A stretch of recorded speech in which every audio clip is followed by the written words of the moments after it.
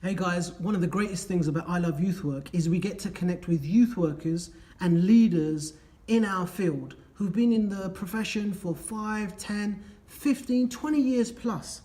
On today's episode, Robin speaks with Dr. John Tan, who's the founding president of the Youth Work Association in Singapore and the executive director of the CARE organization. I got a lot from this interview, a lot of value. I hope you do too. Yo, and welcome to another episode of I Love Youth Work. Hi, welcome to I Love Youth Work. Welcome to another episode of I Love Youth Work. Welcome to another edition of I Love Youth Work. That's the name. I like youth work, and your mama loves youth work.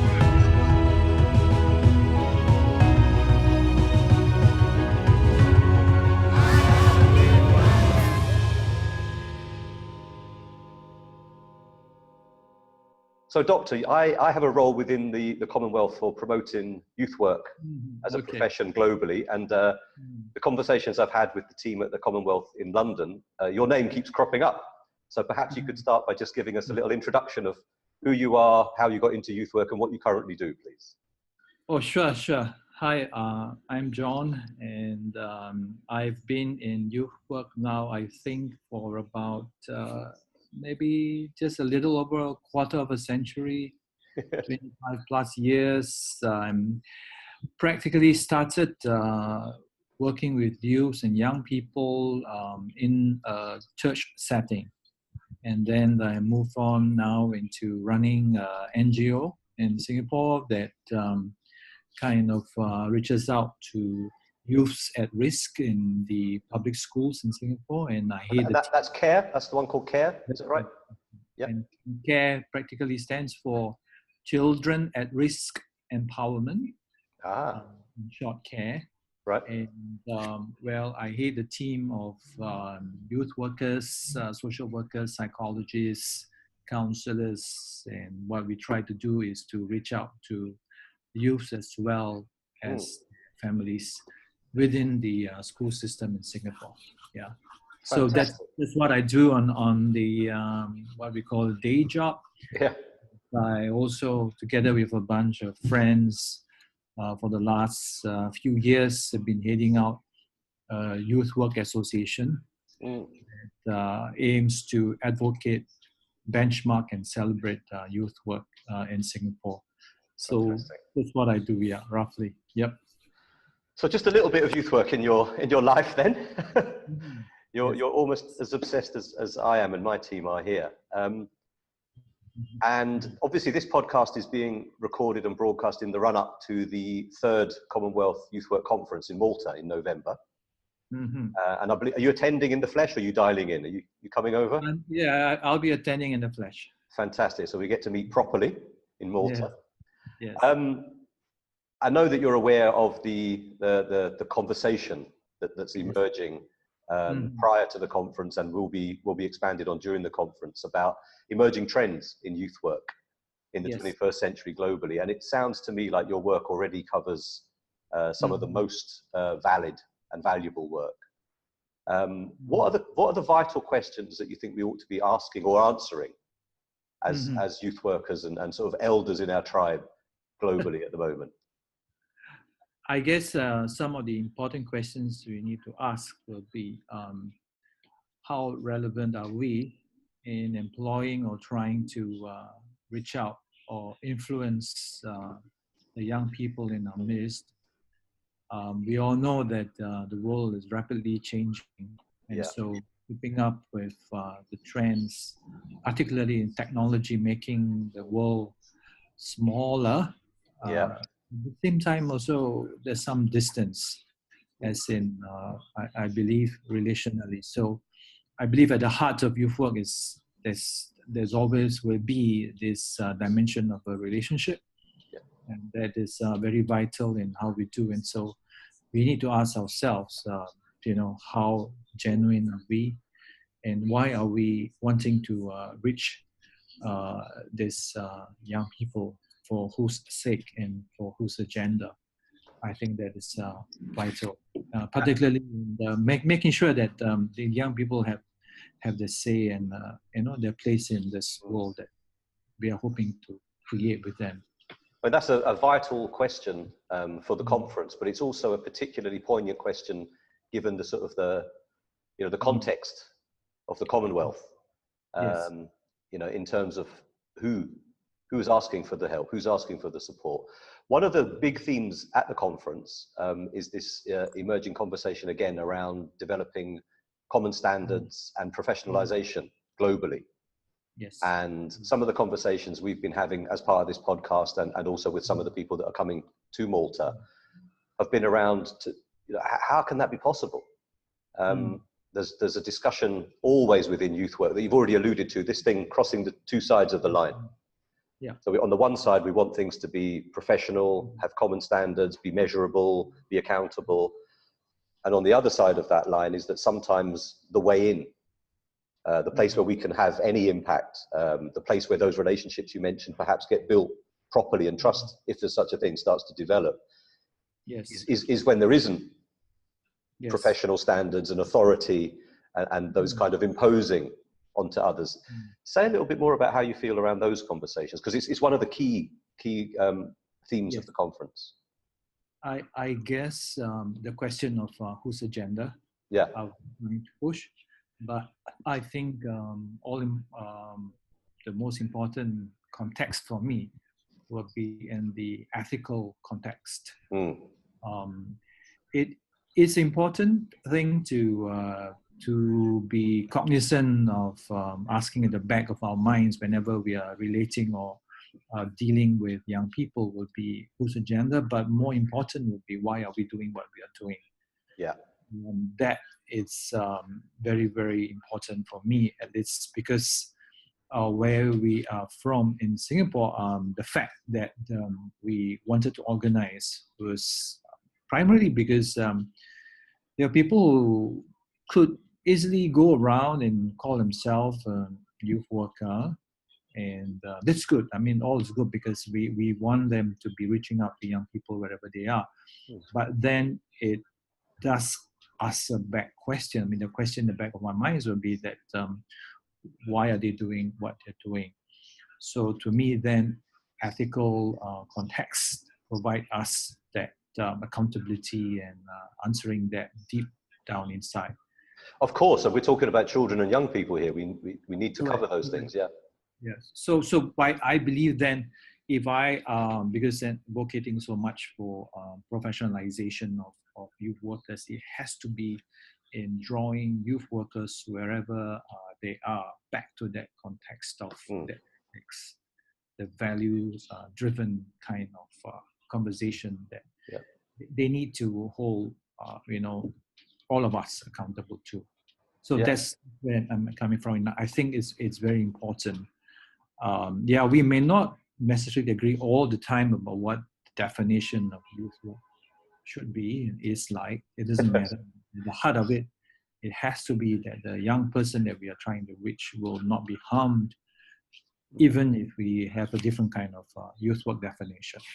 Yeah, 100% agree with you, John. Yes. Mm-hmm. And it's I guess it's important, and I'm looking forward to the fact that being involved with KWA and talking to several colleagues, I've just come to appreciate the different contexts that we may be facing, and vis-a-vis our different local regulations, our governments, but also the kind of settings that we face. And I'm looking forward to primarily this conversation globally. Yeah. And I'm very excited for the fact that, this meeting around the Commonwealth, I'm not sure in the realm of youth work globally, is there such a gathering of people across nations, and I'm pretty excited about what we can do. Yeah, me too. I mean, the Commonwealth it's a unique slice of the planet. 53 nations, all kinds of different nations, from tiny little island states to mountainous regions and landlocked regions and beaches. Everything is represented. Every culture, every faith, everything. And I like what you said about this, that it doesn't matter whether we agree. It doesn't matter whether we come from the same, we might develop different standards in different places, but we need to be able to have the conversation. Yes, that's right. And we need to maintain some degree of flexibility and some degree of ethical and values-based work that maintains safety, That's right. particularly for people when they are maybe struggling with something. Yes. How do you feel, I mean, your work that you described at the beginning of this conversation seems to stem from a sort of a well-being angle.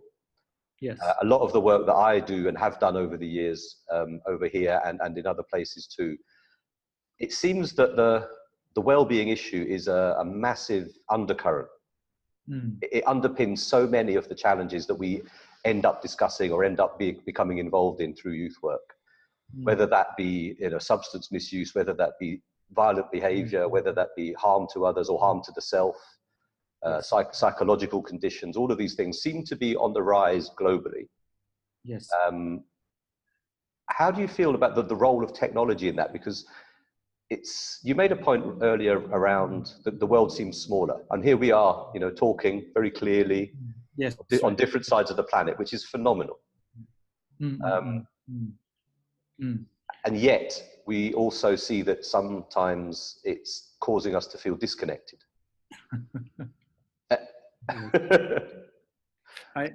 I guess it is spot on, particularly because Singapore is just a very small island, and the governmental drive is towards us becoming a smart nation. Right.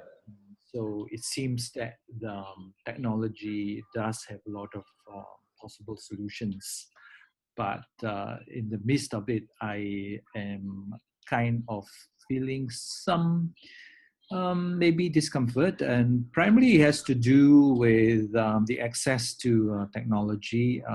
It has to be, I guess, in the matter of doing youth work and all that, it has to be freely available and not controlled either by cost, being one that in like the online platform is a very common tool in Singapore for education. So I'm very glad to see that even in the lower socioeconomic status families, they are able to connect, and there are possibly subsidies and all that. So that is a very conscious attempt at making sure that this technology doesn't become a barrier, but we need to provide a bridge for us, for technology to be a bridge in the first place. And so I believe we need to be very aware when things become a barrier, maybe unknowingly in the lives of these young people, maybe if they do not know how to use technology, and it should not be a kind of something that divides us. And the other thing also, it's call me old-fashioned or whatever, but as I always believe that at the heart of youth work, there's a relationship.